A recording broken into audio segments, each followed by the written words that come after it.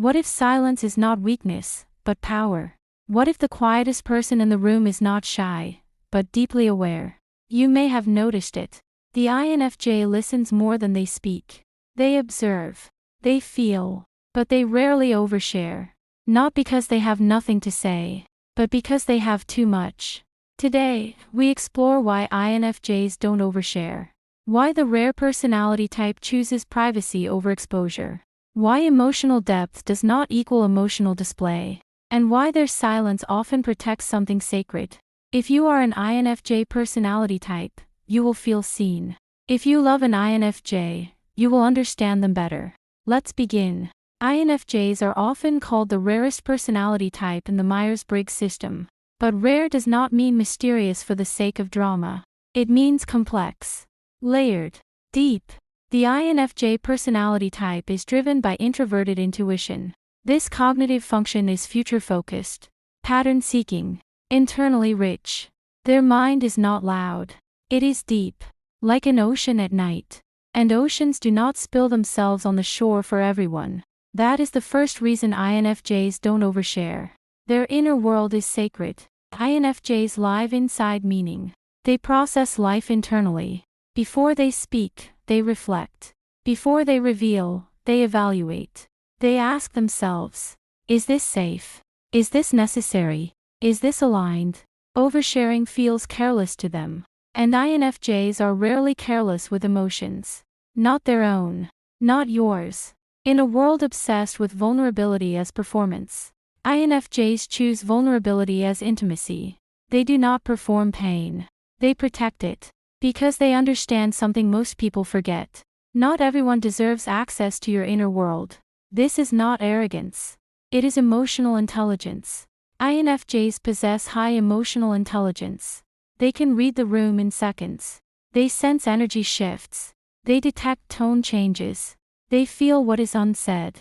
Because of this empathy, they know when someone is truly listening. And when someone is just curious. Oversharing with the wrong person drains them. It feels like giving a priceless book to someone who will never read it. So they wait. They test. They observe. INFJs value emotional safety, not attention. This is why the INFJ personality type may appear private or reserved. But internally, they are intense, passionate, rich with thoughts and feelings. They simply do not broadcast them. They curate them. Another reason INFJs don't overshare is trust. Trust is slow for them. Not because they are suspicious, but because they are careful. They have likely been misunderstood before. As children, they may have felt different. Too sensitive. Too deep. Too serious. When they shared openly, they may have been dismissed. Told they were overthinking. Told they were dramatic. So they learned something powerful. Not everyone can handle depth. And so they became selective. INFJs do not open up in layers for entertainment. They open up in layers for connection. And connection takes time. The INFJ personality type craves authentic connection. Not surface conversation. Not gossip. Not small talk. They want conversations about purpose. About fears. About dreams at 2 a.m. But those conversations require mutual vulnerability. If they sense imbalance, they retreat. Because oversharing without reciprocity feels unsafe. It feels exposing. And INFJs do not expose themselves lightly. There is another layer. INFJs think before they speak. Their dominant function, introverted intuition, processes internally. They need time to understand their own emotions. Sometimes they do not even know how they feel until hours later. Or days later. So when someone asks, "How are you?" the INFJ might say, "I'm fine." Not because they are hiding something, but because they are still processing. Oversharing requires immediate clarity. INFJs prefer reflective clarity. They do not want to speak prematurely. They want to speak accurately. This makes them careful communicators. And in the age of social media oversharing, that can look unusual. Today, vulnerability is content. Trauma becomes storytelling. Emotions become captions. But INFJs see something deeper. They know that once something is spoken, it cannot be taken back. Once something is shared widely, it loses intimacy. And intimacy matters to them. Privacy is not secrecy. It is boundary. And INFJs value boundaries deeply. The psychology of oversharing often links to a need for validation, a need to be seen, a need to be reassured. INFJs do want to be understood, but they do not chase validation from the crowd. They would rather be deeply known by one person than vaguely understood by many. This is why their circle is small. Their trust is earned. Their stories are precious. Another reason INFJs don't overshare is emotional protection. They feel everything intensely. Criticism can linger. Rejection can echo. If they share something vulnerable and it is not received well, it cuts deep. So they are strategic, not manipulative. Strategic. They choose timing. They choose audience. They choose depth. Because once they open up, they open fully. There is rarely half measure with an INFJ. When they trust you, they will tell you their dreams, their fears, their childhood memories, their secret hopes. But that access is earned. And it is rare. The INFJ personality type is often described as empathetic. They absorb other people's emotions easily. Because of this, they often become the listener, the therapist friend, the safe space. Others overshare with them. Strangers tell them life stories. Friends confide secrets.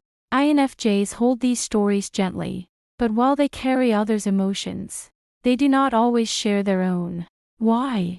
Because they do not want to burden anyone. They sense when someone is overwhelmed. They sense when someone has their own struggles.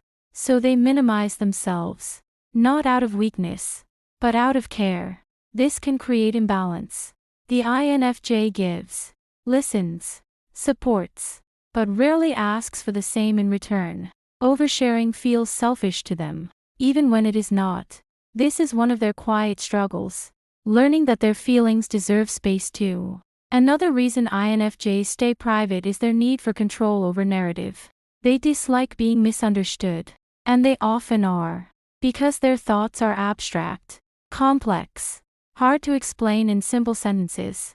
If they overshare and someone misinterprets them, it frustrates them deeply. So they choose depth with those who can follow. They avoid shallow explanation. They avoid careless listeners. INFJs also value mystery. Not in a dramatic way, but in a natural way. They believe some parts of life should be experienced, not announced. Some emotions should be felt, not posted. Some journeys should be walked quietly. This aligns with their introverted nature. Introversion is not social anxiety. It is energy management. INFJs recharge alone. They reflect alone. They process alone. Oversharing disrupts that inner rhythm. It pulls their inner world outward too quickly. And they need that inner world intact. Because it is their compass. There is also a spiritual dimension to many INFJs. They are often drawn to meaning, to philosophy, to psychology, to personal growth. They are introspective. And introspection creates depth. Depth creates complexity. Complexity does not fit into casual conversation easily. So they remain selective. Another reason INFJs don't overshare is foresight. Introverted intuition sees consequences. Before they speak, they imagine outcomes. How will this change the dynamic? Will this shift how they see me? Will this information be used against me later? This is not paranoia. It is pattern recognition. Many INFJs have learned from experience. They have shared before, trusted before, and sometimes regretted it. So they refine. They adjust. They protect. Privacy becomes wisdom. But there is a shadow side. Sometimes INFJs hide too much. They carry pain silently. They appear strong, calm, composed. While inside, they are overwhelmed. Because they do not want to be dramatic. They do not want to be a burden. They convince themselves they can handle it alone. And often, they can. But they do not have to. If you are an INFJ watching this, remember this gently. Your feelings deserve witness. Your depth deserves space. Boundaries are healthy, but isolation is not. There is a difference between privacy and loneliness. Learning that difference is growth. For those who love an INFJ, understand this. If they do not overshare with you, it does not mean they do not care. It means they are assessing safety. Consistency builds trust with them. Not grand gestures. Consistency. Show up repeatedly. Listen without interrupting. Respect their silence. Do not pressure them to reveal everything at once. When they feel safe, they will open. Slowly. Then deeply. INFJs do not overshare because they value quality over quantity. In words. In relationships. In emotions. They would rather say one meaningful sentence than 20 empty ones. They would rather build one deep connection than 10 shallow ones. And that is rare.